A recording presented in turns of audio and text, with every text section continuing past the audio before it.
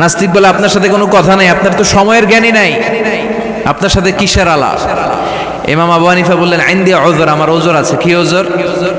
তিনি বললেন আমি যখন ঘর থেকে বেরোই আমার বাড়ির সামনে বিশাল এক নদী পড়ে যায়, আর এই নদী পেরোতে আমার নৌকা ব্যবহার করতে হয়। আজকে এসে দেখি নৌকাও নাই, মাঝিও নাই, কিচ্ছু নাই, কিভাবে পার হবো? হঠাৎ দেখলাম নদীর পাশে বিশাল বড় গাছ, গাছটা হঠাৎ এমনি এমনি দুই টুকরা হয়ে গেল, গাছ থেকে বিশাল কাঠের তক্তা বের হয়ে গেল, তক্তাগুলো অটোমেটিক্যালি জোড়া লেগে নৌকা হয়ে গেল।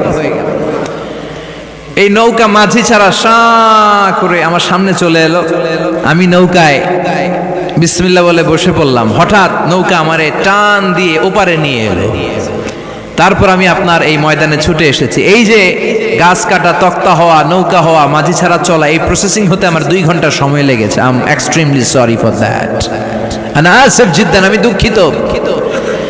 নাস্তিক নেতা বলে তোকে ইমাম গাঞ্জা খাইছে। কি খাইছে? তোদের ইমাম মজনুন, জুন্না আলাই, মাথার তার সিরা নিয়ে যা। ইমাম আবু হানিফা বললেন ময়দানে আমারে গালি দিলেন কেন? পাগল বললেন কেন? তার সিরা বলে ডাকলেন কেন? মজনুন শব্দ ব্যবহার করলেন কেন?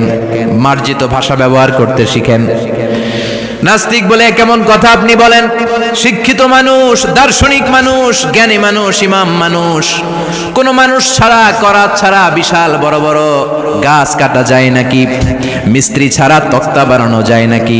মিস্ত্রি ছাড়া তক্তা জোড়া লাগে এমনি এমনি নৌকা হয় নাকি? মাঝি ছাড়া পানিতে নৌকা চলে নাকি? ইমাম আবু হানিফা বললেন now you are on the right track. এই তো লাইনে আসছেন আপনি, এই লাইনে আনার জন্য তো এত গল্প, লাইনে আনার জন্যই তো এত স্টোরি আমি মেক করলাম। আপনার কথা থেকেই যদি ধরি, করাত ছাড়া গাছ কাটা যায় না, এমনি এমনি তক্তা হয় না, এমনি এমনি নৌকা হয় না, মাঝি ছাড়া নৌকা এমনি এমনি চলে না, তাহলে আকাশ কেমন করে এমনি এমনি হলো? জমিন কেমন করে এমনি এমনি হলো? দ্বীপ প্রহরের জলজলে সূর্যটা কেমন করে কিরণ দিল এমনি এমনি? আল্লাহু আকবার! কেমন করে নবমণ্ডল ভূমণ্ডল সৃষ্টি হলো? কেমন করে দিন শেষে রাত্রি আসে, রাত্রি শেষে দিন আসে?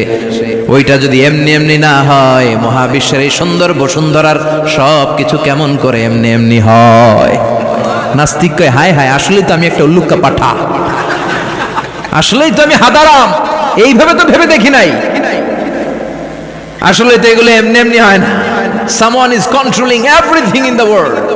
একজন মহা শক্তিধর মহা এমডি আছে, এমডি ম্যানেজিং ডাইরেক্টর, মহা ব্যবস্থাপক, সব ব্যবস্থাপকদের বড় ব্যবস্থাপক। চিৎকার করে বলেন তিনি কে? বিশাল এক ব্যবস্থাপক।